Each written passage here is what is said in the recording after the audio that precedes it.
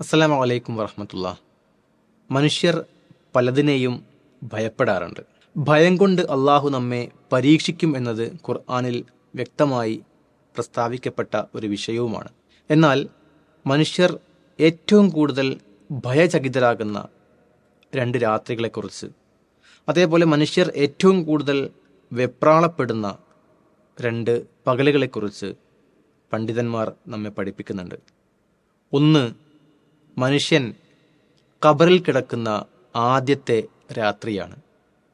കാരണം അതുവരെ നമ്മുടെ ഇഹലോകത്ത് നമ്മുടെ സുഹൃത്തുക്കളോടൊപ്പം, കുടുംബാംഗങ്ങളോടൊപ്പം വളരെ സന്തോഷകരമായി നമ്മുടെ ആഗ്രഹങ്ങൾക്കനുസരിച്ചുകൊണ്ട് സമയം ചെലവഴിച്ചവരാണ് നമ്മൾ.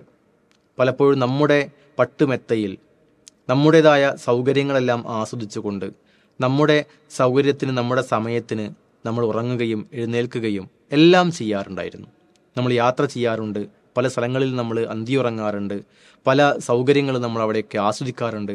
അങ്ങനെ നമ്മുടേതായ താല്പര്യങ്ങൾക്കനുസരിച്ച് മാത്രം നീങ്ങിക്കൊണ്ടിരിക്കുന്ന അവസ്ഥയിൽ നിന്ന് നമ്മൾ ഖബറിലെത്തുമ്പോൾ അവിടെയുള്ള ആദ്യത്തെ ആ രാത്രി എന്ന് പറയുന്നത് അത് വളരെയേറെ ഭയാനകരമായിരിക്കും, അത് ഭീതി ഉണർത്തുന്നതായിരിക്കും എന്ന് പണ്ഡിതന്മാർ പഠിപ്പിക്കുന്നു.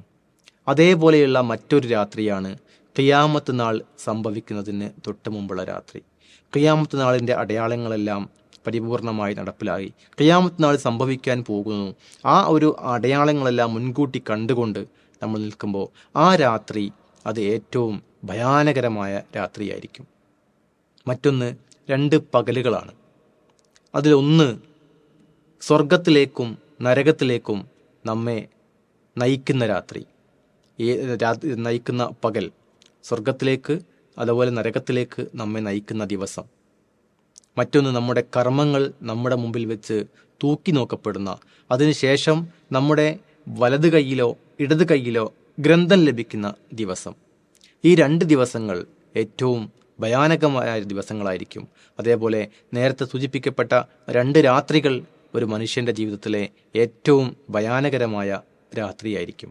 അതുകൊണ്ട് ഈ രണ്ട് ഭയപ്പാടുകളെയും നമ്മൾ മുൻകൂട്ടി കണ്ടുകൊണ്ട് അതിനുവേണ്ടി ഒരുങ്ങാൻ നമ്മൾ തയ്യാറായാൽ തീർച്ചയായും ആ ഭയം ലഘൂകരിക്കാൻ, അവിടെ ആശ്വാസത്തിൻ്റെ തെളിനീരുകൾ അനുഭവിക്കാൻ പലപ്പോഴും നമുക്ക് സാധിക്കും. അതുകൊണ്ട് തന്നെ മുൻകൂട്ടി തയ്യാറാവുക. അത് ആ രൂപത്തിൽ നമ്മൾ അശ്രദ്ധ പുലർത്തിയാൽ തീർച്ചയായും ഈ ഭയപ്പാടിൽ നമ്മൾ അകപ്പെടും എന്ന് മാത്രമല്ല, അതിനുശേഷം അതിഭയങ്കരമായ ശിക്ഷയിലേക്കായിരിക്കും നമ്മൾ നയിക്കപ്പെടുക എന്നുകൂടി നമ്മൾ ഓർക്കേണ്ടതുണ്ട്. അള്ളാഹു അത്തരം ശിക്ഷകൾ ലഘൂകരിച്ച് തെരുമാറാവട്ടെ.